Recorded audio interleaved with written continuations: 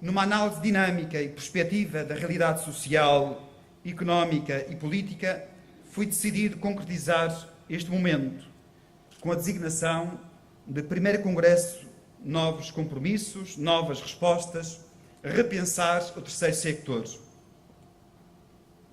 Neste mundo e no contexto universal, nacional e regional, cruzam simultaneamente factores de fundada esperança e de manifesta apreensão quanto ao nosso presente e ao nosso futuro. Verificamos, a nível demográfico, a diminuição drástica da natalidade, o aumento notório da taxa de idosos. Observamos, por outro, um mundo marcado por uma ideologia capitalista em que a dimensão lucrativa tem primazia sobre a dignidade da pessoa humana. Um mundo em que os recursos financeiros são desigual e injustamente distribuídos. Podemos também observar que a sociedade é marcada pelo individualismo, a ditadura do eu, pela globalização da indiferença, no dizer do Papa Francisco, que tem expressões amplamente localizadas. As nossas instituições debatem-se, por outro lado, com problemáticas concretas, as quais exemplifico algumas. Ao nível das próprias instituições, a qualificação permanente dos corpos gerentes, dos corpos sociais e dos seus colaboradores, a necessidade de intercruzamento de saberes entre as próprias instituições, os constrangimentos financeiros, por exemplo, algumas instituições da área da infância viram diminuir em 23% o seu orçamento em 2 anos. A autonomia política pelo povo madeirense vem-nos deparar com a região mais atrasada do país. Inclusive, provado documentalmente, mais de 2/3 do que aqui produzimos ao longo dos séculos foram em benefício do Tesouro do Estado Central.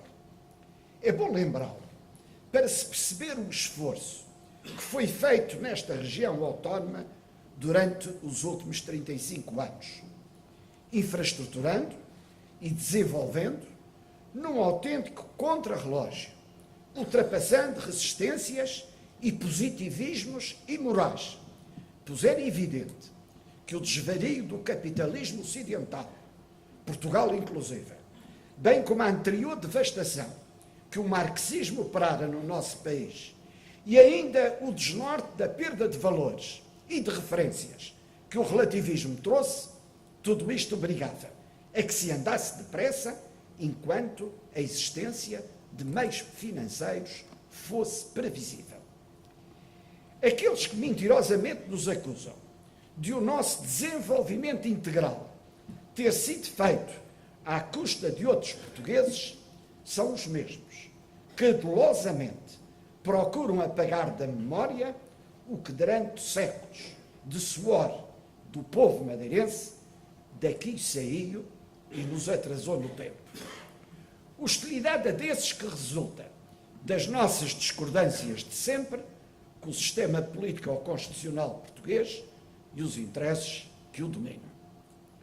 Mas para chegarmos à atual situação de região portuguesa com o segundo maior PIB por cabeça e à média europeia, a ação da Igreja Católica foi absolutamente decisiva, nomeadamente nos campos da solidariedade social, da educação, da saúde, da cultura, do património e, fundamentalmente, da formação das pessoas.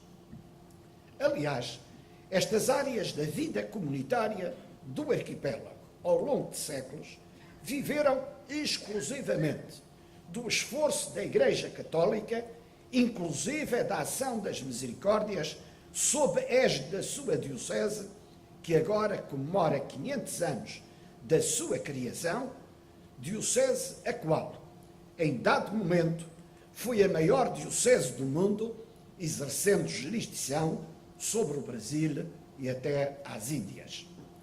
Aqueles que procuram ocultar esta obra de séculos da Igreja e das Misericórdias ignoram o adulteram a história e a justiça. O período pós-autonomia também, felizmente, está marcado pela revitalização e operacionalidade crescente da atividade das misericórdias da região autónoma, às quais os meus governos deram e continuarão a dar os apoios que as circunstâncias financeiras vão permitindo e sem demagogias, promessas falsas ou exibicionismos. A solidariedade não se exibe, mas também não se esquece, quando necessário, repor a justiça e a verdade. A ação das misericórdias na Madeira é hoje relevante e indispensável face à conjuntura em que Portugal mergulhou. É verdade que a população foi enganada pela atração do consumismo engendrada pela propaganda. É verdade que é fácil dizer que a culpa é dos políticos, quando a responsabilidade é, sobretudo, de quem escolhe mal em democracia. É verdade que foram incentivados créditos a Portugal e aos portugueses pelos mesmos que agora exigem a sua cobrança em termos usurários com as administrações estrangeiras a nos exigir mais do que é possível de suportar, desmentindo assim mitos e propaganda, por exemplo, sobre solidariedade europeia. É verdade que se tornou necessário tomar medidas e já tarde.